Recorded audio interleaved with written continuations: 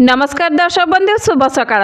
आज हेउची जनवरी मास 29 तारिख सोमवार। आज मु आपणक पई ओडिसा एवं देश विदेशर किछि गुरुत्वपूर्ण खबर गुड़िक नहीं करी आसुची। तेबे दर्शक बंधु वीडियोटी के शेष पर्यंत देखंतु एवं चैनल ले प्रथम थर करी आस्तिले दयाकरी चैनलटी को एबे ही सब्सक्राइब करी पाखे रहते बेल आइकन को ऑन कर रखितांतु जहाद्वारा आपण आम प्रतिटी वीडियो प्रथमे देखि परिबे। तेबे दर्शक बंधु चलंतु डे न कई नजर पकाइबा आज प्रथम खबर उपरे। आसिला एक खुशी खबर। प्रधानमंत्री किसान योजना माध्यम केंद्र सरकार कृषक मान को वार्षिक 6000 लेखा टंका सुविधा जोगाई देउथिले। एही टंका प्रति 4 मासरे 2000 किस्ती माध्यम चाषी अकाउंट को पठा जाउथिला। हेले एथर चाषी को मिलिबो अधिक लाभ। एथर 2000 नुहे बरं 3000 टंका पाइबे समस्त चाषी माने। आगकू आगामी बजेट फेब्रुआरी 1 रे आसीबो। एहा व्यतीत आगामी निर्वाचन थिबारु सरकार पीएम किसान योजनार किस्ती वृद्धि करने को निष्पत्ति नेबे बोली सूचना रहिछि। एबे चलंतु नजर पकाई नेबा परवर्ती खबर उपरे। बढ़िला बीएसकेआई नवीन कार्ड पंजीकरण तारीख। जनवरी 26 तारिख बीएसकेआई नवीन कार्ड आवेदन शेष होता बेले ग्रामांचल लोकों सुविधा पुणी आवेदन बढ़ाई राज्य सरकार। फेब्रुआरी 8 तारिख जाए आवेदन अवधि की बढ़ा जाइछि। कौनसी भी योग्य हिताधिकारी जेपरी एही कार्ड वंचित न हेबे एहाकु दृष्टि रखी एपरी निष्पत्ति निया जाइछि। एबे चलंतु नजर पकाई नेबा परवर्ती खबर उपरे। आसुछि एक बड़ वर्षा। ओडिशा रे आसंता 31 तारिख राज्य पाग परिवर्तन हेबो। पश्चिम झड़ प्रभाव में राज्य में पुणी वर्षा हेबो बोली पूर्वानुमान करछि आंचलिक पाणीपाग केन्द्र।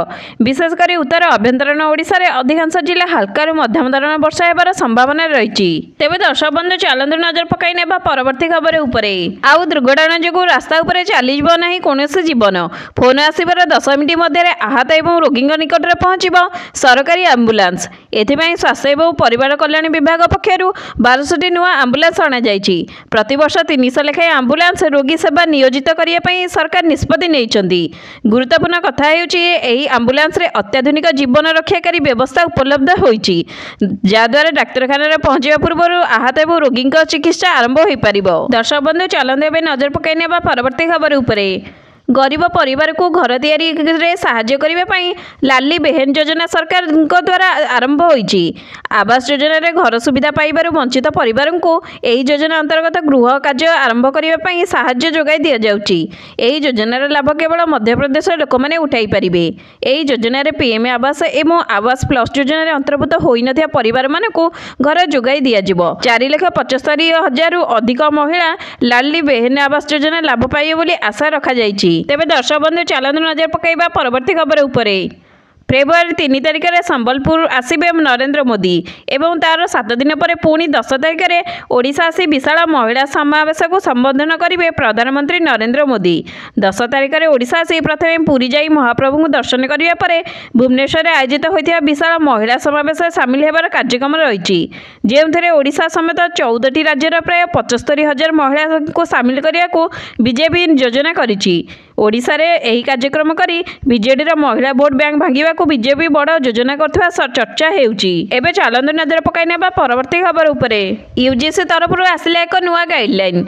एही नुआ गाइडलाइन अनुसार एसटी एससी एवं ओबीसी प्रार्थी निमंते रिजर्व स्थान रे जदि सही पिला माने न आसीबे एहा को अनरिजर्व घोषणा करिया बोली परामर्श दिया जाइछि। उच्च शिक्षा अनुष्ठान मानक सहित भारत सरकार रिजर्वेशन नीति कार्यानुष्ठान करबा पई हिताधिकारी आपत्ति परामर्श निमते गाइडलाइन को सार्वजनिक कर जाइछि। एबे चलंतु नजर पकाई नेबा परवर्ती खबर उपरे। सिमिलीपाल एबे नुआ सूर्योदय। वर्ष वर्ष अंधार को दूर करी प्रति घरे एबे सोलार लाइट लागिला। आउ डरै पारिबनी रातिर अंधकार। सिमिलीपाल 36टी गाँव में पहुंचला सोलार लाइट। 6000 परिवार रे खेली जाइछि खुशीर लहरी। मुख्यमंत्री निकट कृतज्ञता प्रकाश करिसेंती सिमिलीपाल अभयारण्यवासी। एबे चलंतु नजर पकाई नेबा परवर्ती खबर उपरे। बिहार मुख्यमंत्री भावे पुणी शपथ ग्रहण कले नीतीश कुमार। नवम थर पर नीतीश कुमार राजभवन में शपथ पाठ ग्रहण करछंती। बिहार राज्यपाल तांको एही शपथ पाठ कराइछंती। तेबे कांग्रेस महामेंट को बाय बाय कही पुणी थे बीजेपी सह मिशिचंती नीतीश कुमार। प्रथमे नीतीश कुमार राज्यपाल को निजर इस्तीफा देइथिले। यापर किछि समय पर पुणी थे राजभवन ग्रस्त करी से सरकार गढ़ा को दाबी उपस्थापन करथिले। एबे चलंतु नजर पकाई नेबा परवर्ती खबर उपरे। सुप्रीमकोर्ट को पूरीला 75 वर्ष। सुप्रीमकोर्ट पालिब डायमंड जुबली। 1950 जनवरी 28 तारिख में दिल्ली में प्रतिष्ठा होता सुप्रीमकोर्ट। सेतेबेले सुप्रीमकोर्ट को कौन निर्दिष्ट कोठा नथिला। संसद भवन परिसर में आरंभ होता। डायमंड जुबली अवसर में एक स्वतंत्र उत्सव आरंभ होती। एथिरे प्रधानमंत्री और केंद्र आईन मंत्री जोगदेवार कार्यक्रम रही। एबे चलंतु नजर पकाइनेबा परवर्ती खबर उपरे। प्रधानमंत्री नरेंद्र मोदी मन की बात कार्यक्रम 109तम एपिसोड को प्रसारण करा जायछि। चलित वर्ष मन की बात कार्यक्रम यह हेउछि प्रथम एपिसोड, जहाँ माध्यम राम मंदिर एवं नारी शक्ति, पद्म पुरस्कार एवं अंगदान एवं गणतंत्र संपर्क में देशवासी आलोचना करछन्ति पीएम मोदी। एवं एही वर्ष संविधान 75 वर्ष पूरण करछि। या सहित सुप्रीमकोर्ट मध्य 75 वर्ष पूरण करछन्ति बोली से उल्लेख करछन्ति। एबे नजर पकाइनेबा परवर्ती खबर उपरे। बलांगीर ग्रस्ତରେ ओडिशा राज्यपाल रघुवर दास से प्रथमे नुआपड़ा जिलूर आसी बलांगीर जिला खप्राखोल ब्लॉकर झिलिखालियाटारे गाँवर अंगनवाड़ी केन्द्र में पहुंची। गाँवर अंगनवाड़ी केन्द्र छोट छोट छुआ मान मिसी चॉकलेट बांटी। अंगनवाड़ी कर्मी और रोषेई माँ मान सहित से कथबार्ता होते। पर कुनी पिला छुआ मान पुष्टिकर खाद्य उपरे ध्यान देवाकू से परामर्श देइचंती।